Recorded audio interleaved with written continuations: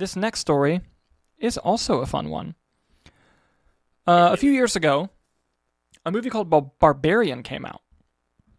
And this film was really fucking awesome, if I have to say so myself. And it was directed by Zach Cregger, who was one of the filmmakers behind Whitest Kid You Know, one of my favorite sketch comedy groups ever.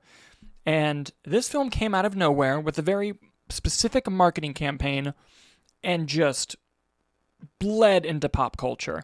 And it was such a historic event. There's still no physical media fucking Blu-ray, by the way, which I would like one. But with that, he's now making a new film called Weapons, which was a highly sought-after script. It even started a little bidding war. And Nick, we love a bidding war here at Movie Nights. We do. And he caused another bidding war. Another one. And this time, it is with a huge franchise IP.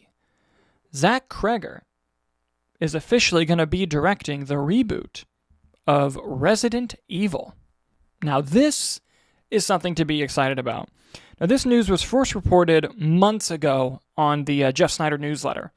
And at the time, it was just kind of seen as, hey, I've heard this rumbling around that he's going to be doing Resident Evil, but, take it with a grain of salt. Well, now the Hollywood Reporter, one of the trades, has officially confirmed it. He will be directing the Resident Evil reboot, and it sparked a massive bidding war between 4 studios. 4 studios. We have the source link there, but essentially what the article says is it talks about the bidding war between the 4 studios, but it also mentions that it plans on going back to the origins of the game and being a just straight-up horror, that vibe that the original games had, that adventure horror vibe. And that's going to be really exciting because, as we know, there's been a whole franchise of films already dedicated to Resident Evil, which I haven't seen a whole lot of them, just to be honest, but they are varying levels of fun from what I understand from people who have seen them. But something that's always been a relevant complaint is, man, I just wish they would kind of go back to the source material, go back to the games and do something. I think if you're going to kickstart an IP from the dead, essentially, get the guy that made fucking Barbarian. He's clearly got talent, and if you have this news of him making this film, and Weapons comes out and just fucking crushes it again, you have all the momentum going into production. I think this is an excellent idea. Nicholas, what are your thoughts? Yeah, I mean, listen, Barbarian was a movie that greatly surprised me. I thought I agree with your consensus that it's fucking awesome. I think that I really don't have much to say when it comes to Resident Evil. It's not a game series that I've played. I haven't really seen any of the movies that are out there. I think most of my interest comes from just Zach Cregger's involvement. Like you had said, we talked about Weapons on the show a while back. What studio, do you know which studio ended up actually winning that? If I'm remembering correctly, I don't remember. All so right. while you look at that, I'm going to find out which studio got it. So you can go on. That's fine.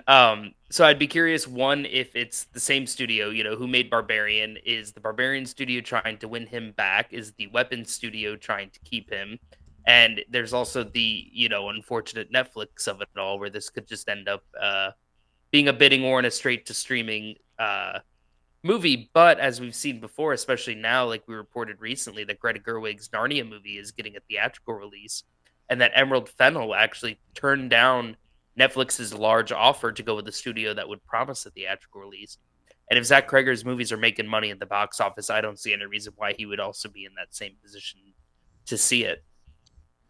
No, 100%. And by the way, it went to New Line and Warner Brothers is who won Weapons. Okay, and I think from the article that we were talking about, I think that Warner Brothers is in talks for it. So I'm curious if they are going to keep doubling down on their sort of director-focused approach and really try to retain him with this movie. Hey, to me, that's a good sign for Weapons. That just shows if Warner Brothers is fighting to get another one of his films, that means that they really believe in what he's doing so far. And, that's nothing but good news on my end.